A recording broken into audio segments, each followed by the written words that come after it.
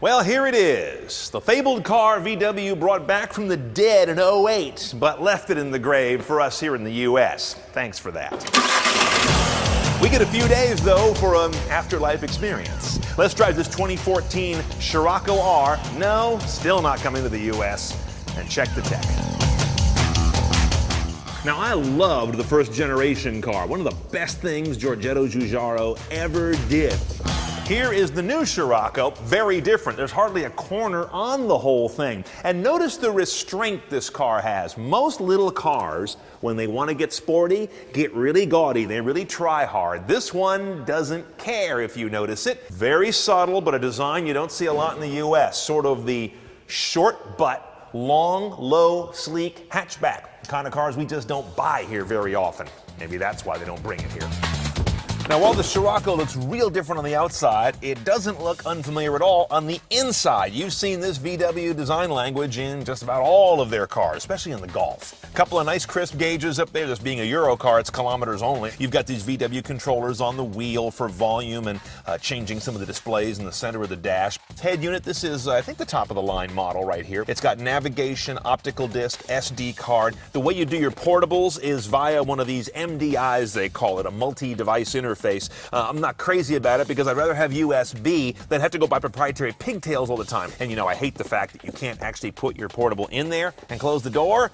But what really matters in this car is the driving hardware. It starts up here with a comfort, normal, or sport selector for your suspension. This is an adaptive suspension you've got in this vehicle called the DCC, Dynamic Chassis Control. It runs independently of your drive modes. This is a dual clutch DSG gearbox. In Europe, it's also available with a 6-speed manual. Back for drive, one more detent for sport, up and over gets you into a manual gate that holds to red line. And this is going to be a key part of this vehicle's personality, especially when you've got a small turbocharged motor.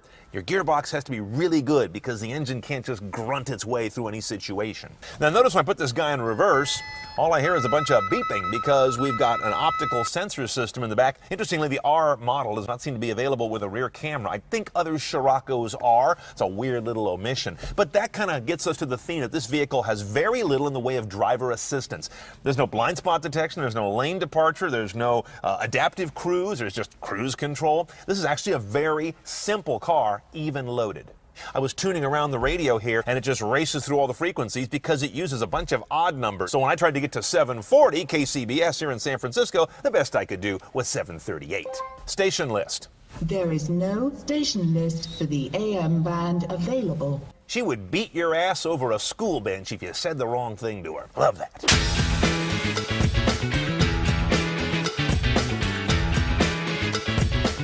Now, under the very low snoot on this car, you've got a very nice little motor. Compact, yes, 2-liter, inline-4, sitting side saddle. TSI, it is a turbocharged motor. Direct injection, variable valve timing, of course, all the usual modern tricks of motoring.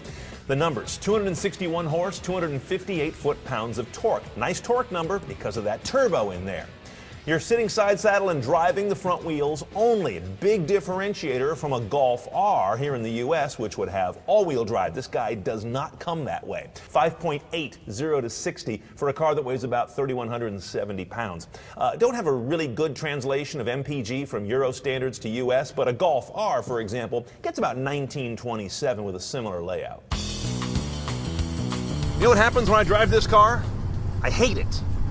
Because it reminds me what we don't get in this country, really sharp European cars that are not sports cars, but are more sporting than a lot of sports cars, if you know what I mean. 3 things you come away from in this vehicle. First of all, best implementation of a turbo I think I've ever driven. Secondly, when you're in sport mode on this DSG, at least for my taste, it shifts exactly as I would shift it. And the linearity of the steering I find real good. I'm not sure if it's variable or how it's mapped. All I know is it feels right in every part of the clock on just about every radius of turn. I really enjoy driving this car. Okay, it's a little hard to price a car. They don't sell here, but let me give it to you in pounds sterling. And don't just do a currency conversion. It doesn't work that way with cars. 28,000 pounds for the Scirocco R with a manual 6-speed gearbox. That maps roughly to where a Golf R is in the U.S. market, so we're in the rough ballpark. It's held back only by its lack of four-wheel drive for today's modern purist. But this is a vehicle I would buy if they brought it here. Maybe.